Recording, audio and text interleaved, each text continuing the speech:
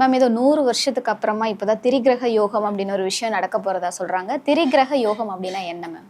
திரிகிரக யோகம், திரிகிரக அப்படின்ற போது பாத்தீங்கன்னா ஒரு ஜாதகத்துல திரிகோணம் அப்படின்னு சொல்லுவோம். 1, 5, 9 இந்த கூட்டு சேர்க்கை பிறப்பு ஜாதகத்திலே இருந்தா அந்த குழந்தை யோகமானா இருக்கும். இல்லாத பட்சத்துக்கு இந்த மாதிரி கோச்சாரத்துல இந்த மாதிரி கிரகங்கள் சேரும் போது இந்த யோகத்தை ஏற்படுத்தி கொடுக்கும். அது பாத்தீங்கன்னா இந்த மே மாசம் செவ்வாய் மேஷத்துக்கு வர்றார். மேஷத்துக்குரிய ராசிநாதனே செவ்வாய் பகவான் தான். அப்ப மேஷம்னு எடுத்துக்கிட்டிங்கன்னா 1, 5, 9. அப்ப 1 அப்படின்ற போது செவ்வாய், 5ன்ற போது சூரியனு, 9ன்ற போது குரு பகவான். ஸோ இப்போ இந்த சேர்க்கை எப்படி இருக்குன்னா செவ்வாய், சூரியன், புதன், இதுல ஒரு யோகத்துக்குள்ளேயே 2 யோகம் அடங்கி இருக்கிறது தான் இதுல இருக்கக்கூடிய ஸ்பெஷாலிட்டி.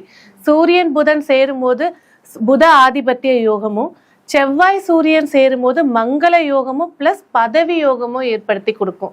ஸோ இந்த சேர்க்கை அப்போ ஒருத்தர் இதுக்குண்டான தெய்வங்களை வழிபாடு செஞ்சாலோ இல்லை குலதெய்வத்தை வழிபாடு செஞ்சாலோ அவங்களுடைய வாழ்க்கையில இந்த 10 நாள், மே 10லேருந்து 25 வரைக்கும் செவ்வாய் பகவான் மேஷத்துல இருக்கார். இந்த காலகட்டம் ஒரு மறக்க முடியாத ஒரு சக்சஸையும் ஒரு மிரக்கலையும் ஏற்படுத்தி கொடுத்துரும். இதுதான் திரி ஜென்ம அப்படின்ற போது பாத்தீங்கன்னாக்கா ஒவ்வொரு ராசிக்கும் இந்த கூட்டு சேர்க்கை வருமா அப்படின்னு பாத்தீங்கன்னா டெஃபினட்டா ஒரு 30 வருஷம், ஒரு 40 வருஷம் அப்படிதான் இந்த சேர்க்கை ஏற்படும். அதுல பாத்தீங்கன்னாக்கா இப்ப கடகராசிக்கு சந்திரன் ஒரு ராசிநாதன். அவர் ஒரு ராசியை 30 நாள்ல சுத்திடுவார். அப்போ குரு, செவ்வாய், சந்திரன் இந்த சேர்க்கை இந்த வருடம் நடைபெற போகுது ஆடி மாசத்துல.